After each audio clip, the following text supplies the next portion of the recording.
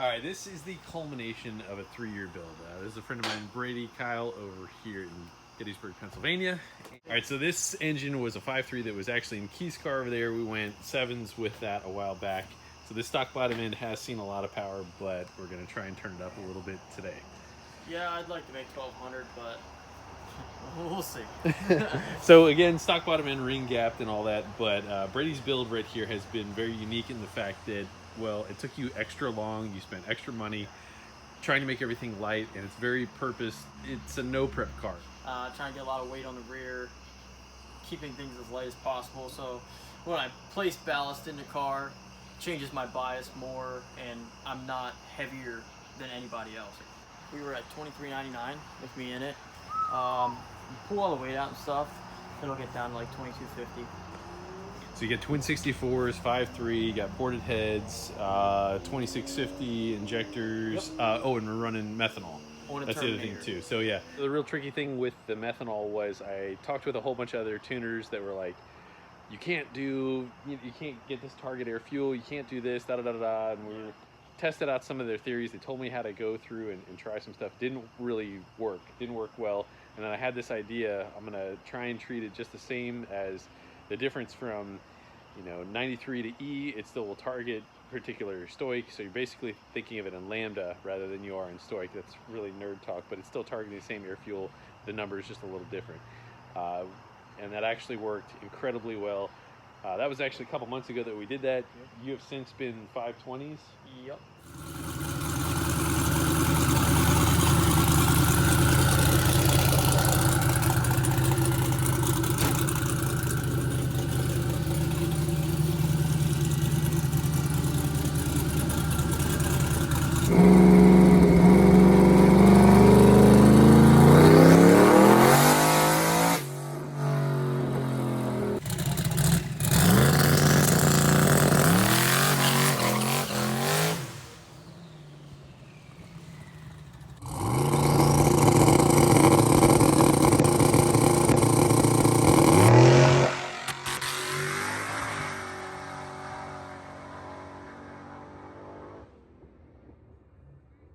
Everything's aluminum, totally different animal. So, I mean, everything is either carbon or aluminum. Doors are off right now, but so just the other day, in fact, Keith was cutting open some pipes and welding in some, we were smelting lead. Yeah. And you have like an 85-pound bar that you're sticking in the back or something like that? Yeah, I stick it right under the bumper on top of the parachute mount when we get a no prep race, so it works pretty good. You said something bent or broke the other day? We made that 520 pass. I pulled the chute, first time ever pulling it, and it actually picked the back end of the car up off the ground and started hopping really bad. And I don't know if you'll be able to see it in the video, but my chute mount is actually bent like that. Mm. And yeah, I can actually see it. It's got 4 bolt holes on the crash bar where it bolts on, and it like bent that plate out from pulling it back so hard. So I'm gonna have to see what I'm gonna do about that. I'm not really sure. Now, I don't know if you noticed when you saw that was non-intercooled, so we made a couple passes last time, and this right here was on 17 pounds, that was on 14 pounds, and I think when you went your 520, how many pounds of boost was that? Like 19 and a half. All right, which we haven't even really seen yet, but no. You're getting 200 and what, 80 degrees? Yeah. Good yeah. God. IATs are 280 at the end of the pool. All right, so Brady's been messing around with the tune on this and added a little bit of timing back because we didn't know how the air temperature timing retard would work. I mean, yeah, it was a little sketchy. The 280 degrees, makes my skin crawl a little bit. But yeah, I added like 6 degrees back, nothing major. That's all. Yeah. Okay. All right. Let's see. So, possible scatter in the future. Yeah.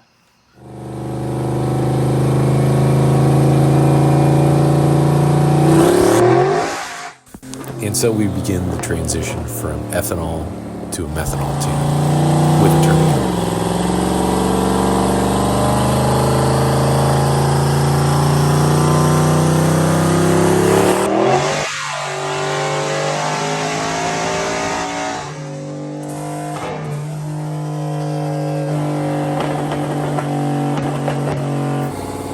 We had to be really careful in trying to get the right air-fuel ratio and understanding the consequences if we got it wrong.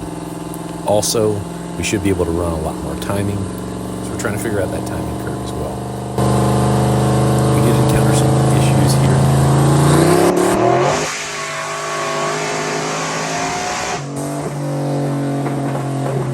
A little bit of breaking up here and there, but mainly trying to see what kind of timing we could do with a non-intercooled methanol car.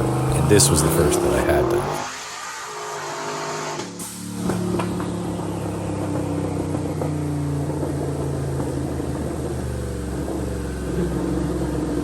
Had a couple difficulties right here right now. That's the 1-2 shift right there. This, we actually went back, lowered the boost, and added dwell. Thought that we had some breaking up. You could look back in one of those previous runs right there. It sounded like we were breaking up. So we wanted to accomplish 3 things in one pull. We never know how long this stock bottom end is going to last, so we're going to try and accomplish as much as possible per pull. So I actually lowered boost, and we picked up over 100 horsepower there. So we were targeting 20 pounds, and then we were targeting, or sorry, 22 is what it was. So we lowered that down to 20. That is that many pounds, 20 plus 2, because we have a 2-pound spring. That's the target. Brady's done a really good job of setting up how the proportional and integral target and hit. Actually had higher boost in second gear here. So that's our shift right there. Our shift, it seems labored. So we're gonna go back and we're gonna add more dwell. So this seems that either we were blowing out the spark, and when we added dwell, it picked up power. Now over here, we still picked up over 100 horsepower, 14 horsepower right there from our previous pull. But we still got some ironing out to do. It's all just hypothesis right now. So we're gonna go back. So if we look right back here, we got that's second gear, and then first gear, we're targeting 1.5 pounds less. So that's actually 20.5 pounds is what we're targeting first gear. Then we go to second gear, it's supposed to make more. So it looks as though the dwell, we're gonna go back into our configuration for the ECM, then we go to our ignition parameters, then we go to configure, and then we go into our edit table. I put in some factory CTSV values here. We're probably gonna take this, maybe even add a full millisecond to keep from blowing out the spark, and hopefully everything is good. So we're gonna try that. I'm gonna probably put in just a solid value of 3 right there. Hopefully that cleans that up. We got to look at our air temperature. So during that pull, it's 246 degrees right there. 247 degrees at 6,500 in second gear. And yeah, our boost is definitely a little bit up and down. So I'm looking at the boost right there. That's a navy line. It's kind of hard to see, but it's going up and down there. So we'll see if we can get that further under control, but also just there's some odd things that we're trying to figure out. This is what tuning is, though. It's just we got to figure out the problems and do the best we can, but trying to make sense of it all. So we raised up our dwell time, and when we hit second, I actually am lowering 1.5 pounds, but I'm keeping one cell the same. So again, we're going to try and learn some more stuff. We changed the dwell across the board. We lowered boost in here to make sure if we're blowing it off, and or to see what we're getting per pound, sort of, and we're keeping one cell constant. So again, we're trying to stay with that same idea of doing as much per pass as we can. Now, last time when you dynoed 970 or 940 or whatever it was, we had a different tire and a different gear. So we spent a couple of runs trying to just pretty much re-establish a baseline. So we're learning every run, but you know, it's definitely a process. So, all right, let's try this out and see what we got, dude.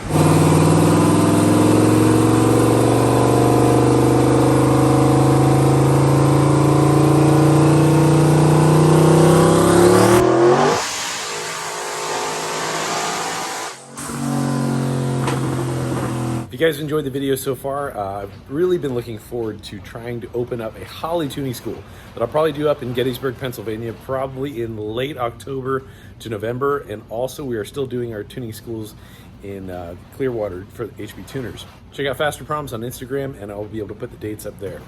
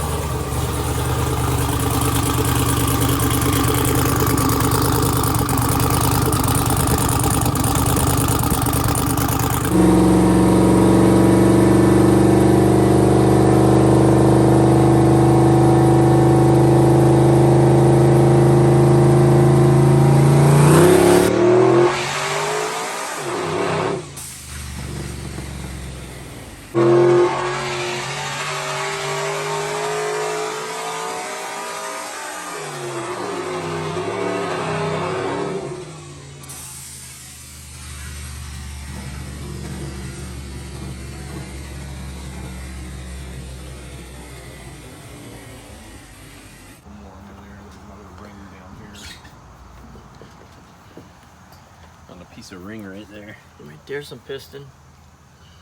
I bet it was that number 8 cylinder, because that plug always looked weird from the moment I put this motor in. Jeez.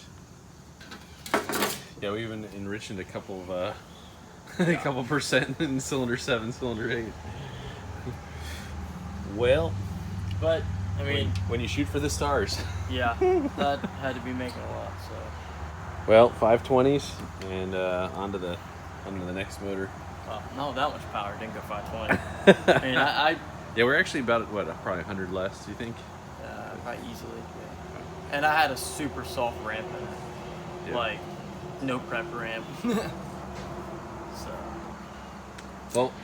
So we want to go this far and just turn it down a little less. Yeah. Now, by no means is this the end of the story for this car in Brady. This is actually quite honestly just the beginning. This thing makes like a Phoenix-like recovery here. They put it back together and Brady starts winning a bunch of stuff, and I can't wait to share that with you guys.